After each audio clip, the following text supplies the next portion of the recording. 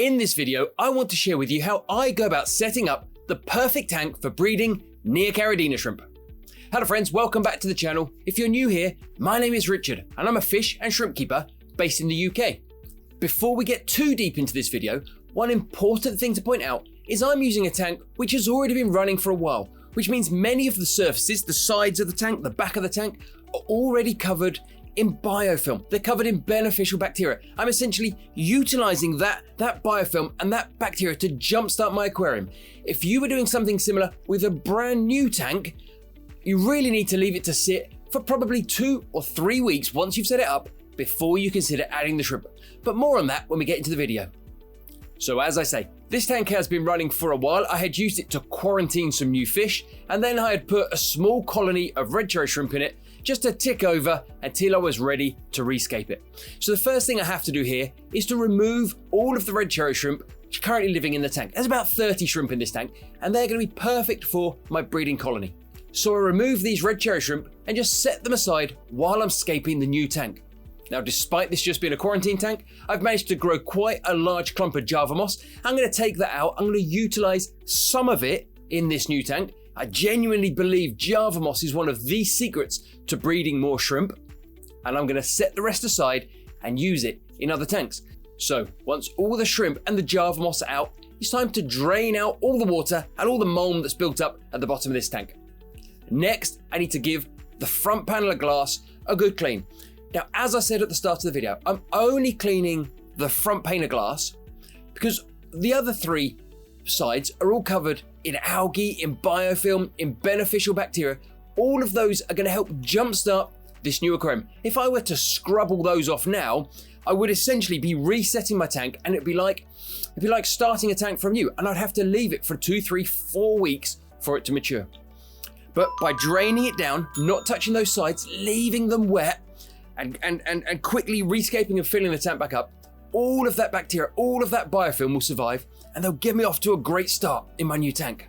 So the next step is to start rescaping the tank and adding the substrate, the rocks, the plants, etc. Now, I need to point out here, you don't have to copy this layout exactly. There's no secrets to the actual layout here, but it's more about following the steps in your own tank, in your own style, and creating a successful breeding tank. In this tank, I am using a fine play sand as the substrate. Personally, I find it works really well, and I've had great success with it in other tanks. Once the substrate is in, it's time to start building the hardscape. Now, I had quite a specific design in mind here. I actually was inspired by Mark from Mark's Shrimp Tanks when he built his Ula Upe shrimp tank.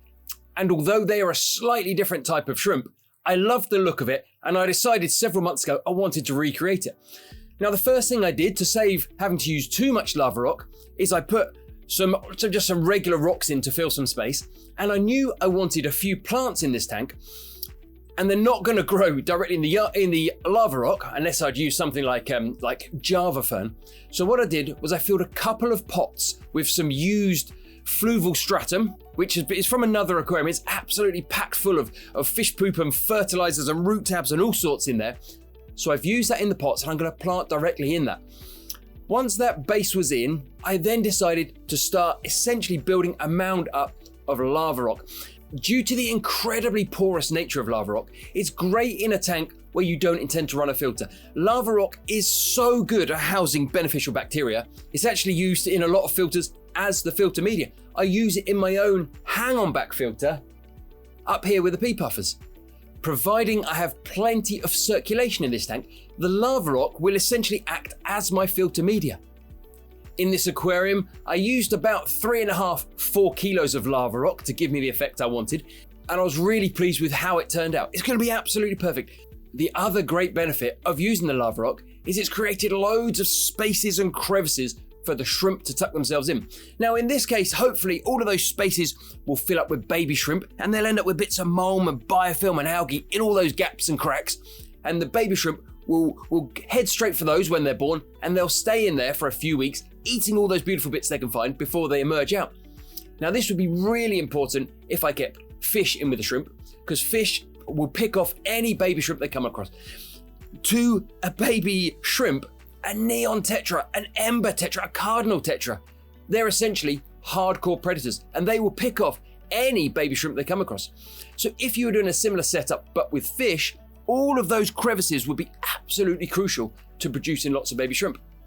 Now, if you want to become a better shrimp keeper, why not check out my new book, the Neocaridina Shrimp Handbook. It's 97 pages, packed full of everything you need to know about keeping, feeding, and breeding Neocaridina shrimp. Before I finished putting all the lava rock in, it was time to plant a few plants into the pots that I had set at the back.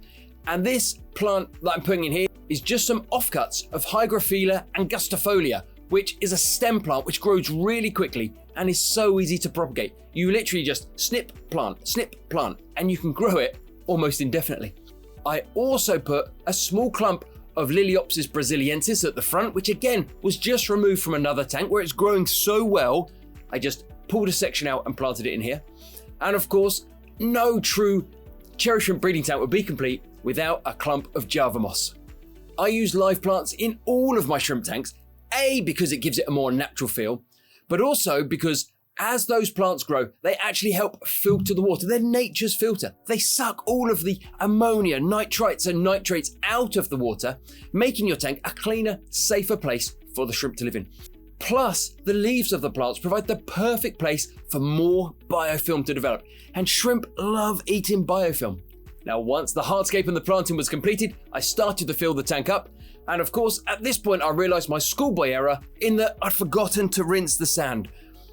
This really was a foolish mistake, and as you can see, as I'm filling the tank up, it's just clouding straight away, which meant I had to fill the tank up and then drain it down and essentially carry out a 100% water change before filling it back up and starting all over again.